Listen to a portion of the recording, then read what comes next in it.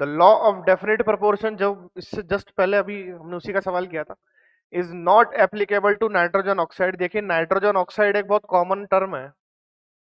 Nitrogen oxide बहुत प्रकार के हो सकते हैं, many formula, many types of oxides are there, many types of nitrogen oxide होते हैं।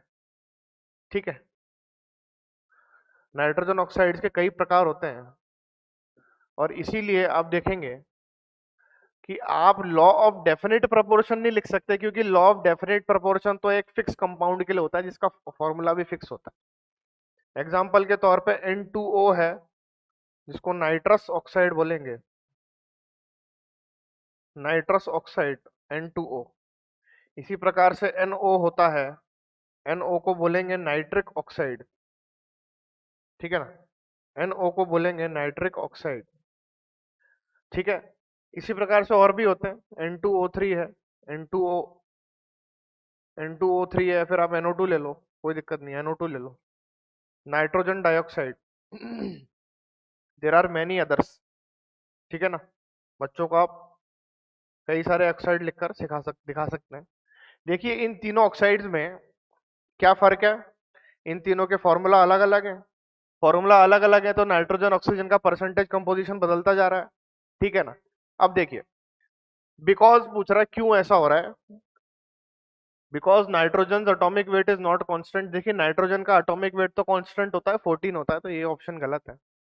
Nitrogen molecular weight is variable. देखिए मॉलिक्यूलर वेट वेरिएबल है, लेकिन नाइट्रोजन का नहीं, नाइट्रोजन ऑक्साइड्स का है, गलत लिखा हुआ है बी ऑप्शन में। सी में लिखा हुआ है nitrogen equivalent weight is variable, ये बिल्कुल सही बात है। देखिए इक्विवेलेंट वेट होता है molar weight divided by n factor, और इक्विवेलेंट वेट यहाँ पर चेंज होता जा रहा है। नाइट्रोजन का ऑक्सीडेशन स्टेट +1 है, +2 है, +4 है, तो यहाँ पर equivalent weight of nitrogen is atomic weight molar weight divided by n factor. Second case में क्या आ रहा है, equivalent weight of nitrogen molar weight divided by n factor. Third में क्या आ रहा है, equivalent weight of nitrogen is coming out to be 14/4।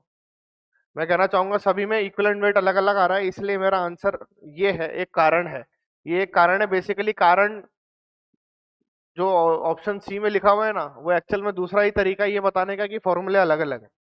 ठीक है ना, तो आपका आंसर क्या आएगा, ऑप्शन सी आएगा। और डी में लिखा हुआ oxygen atomic weight is variable, नहीं, एटॉमिक वेट्स वेरिएबल नहीं होते। वेरिएबल अगर कुछ होता है फॉर्मूले के अनुसार इक्विवेलेंट वेट होता है, और इक्विवेलेंट वेट की डेफिनेशन क्या होती है आप जानते हैं।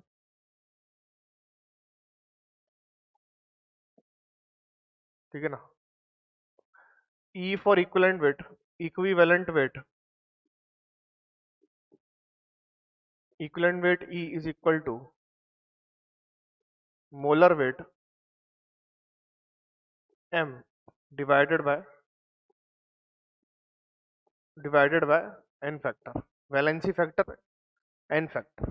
ठीक है ना,